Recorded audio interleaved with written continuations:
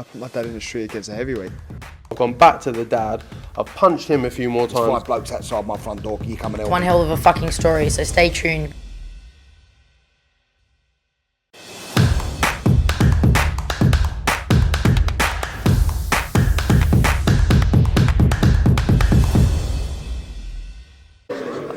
Andrew McCART, IFL TV, proudly sponsored by Everlast, and I've got to say I'm delighted to be joined by the big man, Johnny Fisher himself.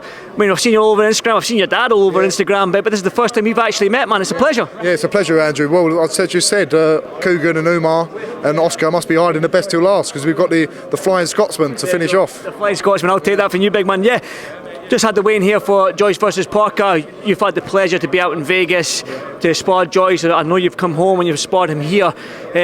How's he looking? He's looking tremendous. I'm not just saying that.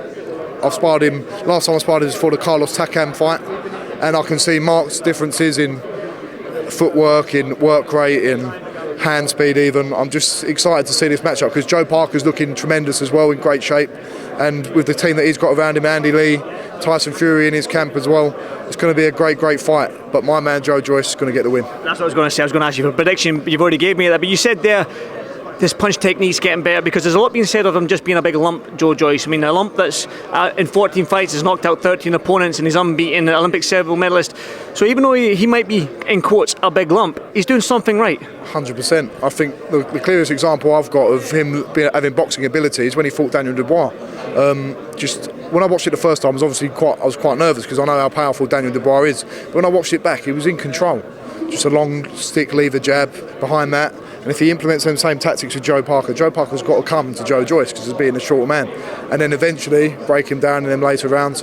It's exciting. I'm excited to watch it, and I think he's got the skills as well as the brain, as the brawn to beat Joe Parker.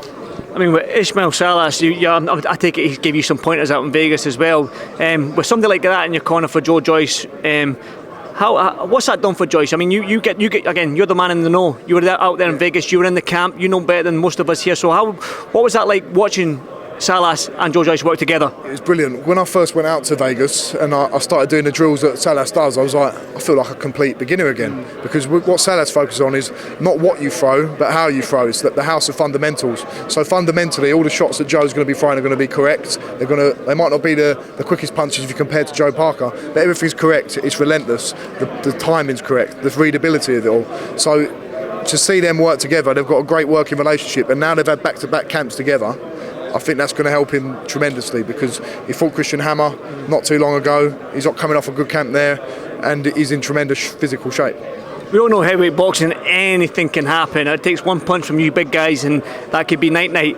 But when it comes to Joyce and Parker, I mean, look, Dillian White knocking down Parker, Joe Joyce, maybe that Bryant Jennings fight when he got hit to the body. Only I can count on my hand how many times I've seen these guys being hurt and managed to get back up. They've never been stopped. So that being said, do you think we can get a stoppage or a knockdown in this fight? Both very tough individuals, but it's also a credit to their defensive skills as well, because be under no illusion, if a heavyweight hits you bang flush on the chin, you're going to go down.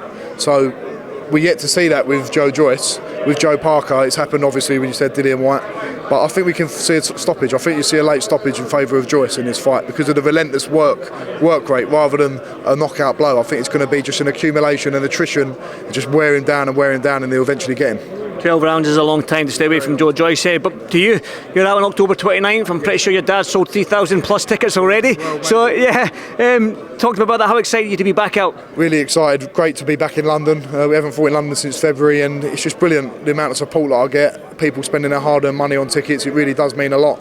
And got an opponent, hopefully an undefeated opponent, lined up, and it's good. It's just got to keep progressing. I've got a very long way to go in this sport, but if I keep going in 23, another couple of years after that, I'll be throwing myself in the mix. Well, that's the thing. We're talking about Joe Joyce here, 37-year-olds. We're talking about Tyson Fury, 33, 34, I believe now. Joshua's that 30. Dillian White's in his 30s. We need that young heavyweight to come through to maybe take the mantle off these guys that are getting on, and they probably, forgive me for saying, on in age, but you're the young one. Are you that guy to fly that flag? Listen, if I can be half as good as all these guys you said, Joe Joyce, Joe Parker, Dillian White, Anthony Joshua. If I can be a third or a half, I'll be over the moon. I know how hard this sport is, boxing. If I could win an English title, that would be unbelievable. The British title is my aim. If I win a British title, then the world's your oyster. You can go on and do things from there. But I never look too far ahead. I never get too cocky with myself, because, as you said earlier on, one punch and it can all be over. Just enjoy the journey while it's here. I'm learning so much all the time. I'm definitely a lot better than I was 2 years ago. So I just got to keep progressing. And who knows where I'll end up when I'm 29, 30 years old. I was going to say there as well, you're 23 years old, you're young, and you've set yourself a goal as that British title. When you talk to young fighters, they say, I want to be world champion. They're already looking at that world champion, but you're setting yourself a goal right now to be British champion. When you get the British title, then you're going to set yourself another goal and keep setting goals until you achieve them. Even before the British title, I've got to win the next fight first, and then win the next 2 or 3, and then win the next 4 or 5, and see where I go from there. But as a long-term goal for me, if I'm being realistic, a long-term goal would be to fight for a British title, and that would be unbelievable. Think of the people that have held that belt, in Tyson Fury, Joyce, Henry Cooper, Lennox Lewis. If you can be among them names, you've accomplished something with your life, and that this whole boxing journey has meant something. So if I can get my hand on that Lonsdale belt, that'd be an unbelievable achievement for me. I'm sure you'll get a crack at that at some stage, maybe in the next 12 months. One final one for me then. It's well known, the Romford Bull Army. You've got more than just in Romford now. I'm pretty sure you've got some guys in Scotland that are massive Johnny Fisher fans. So talk to me about that whole fanfare that you've got now, and obviously the 29th card. What can we expect? Oh, it's brilliant to have the support, and as you said, it's not just from where I live or where my university was in Exeter. It seems to be going all over Britain now. Even people in America, Canada. It's great, and I think people are buying into the fact that I'm just being honest. I'm trying my best. They like my dad as well, and all these antics, eating the Chinese. We have a good laugh along the way as well, and people in these times want to have a good laugh, and people are being honest. I think they go a long way, so I think people are buying into that. Well, I did say one final one, but is your dad here? Because if yes, I wouldn't mind going out for a Chinese meal. He's here tomorrow, and Saturday night is Chinese night. But I think because he's coming here tonight, he said Friday night's got to be the substitute Chinese night. So he's having his Chinese tonight, so he can enjoy the boxing tomorrow. Because Chinese is a big thing in our house, and you've got to make sure it gets done. Well, I want to experience that. That's like I've experienced Vegas. I've experienced New York. I think the Chinese with John Fisher's the next one. Well, we took Coogan for a Chinese. We took Umar for a Chinese. It's me between Oscar and you, Andrew. Who's next? I think we're going to go for you next. There we go, Johnny. Thank you so much, brother, man. Enjoy the fights, and I'll see you tomorrow, my man. Thank you, Johnny.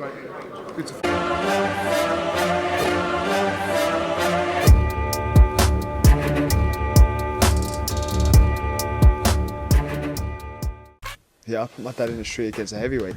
I've gone back to the dad. I've punched him a few more times. 5 blokes outside my front door. You coming in? One hell of a fucking story, so stay tuned.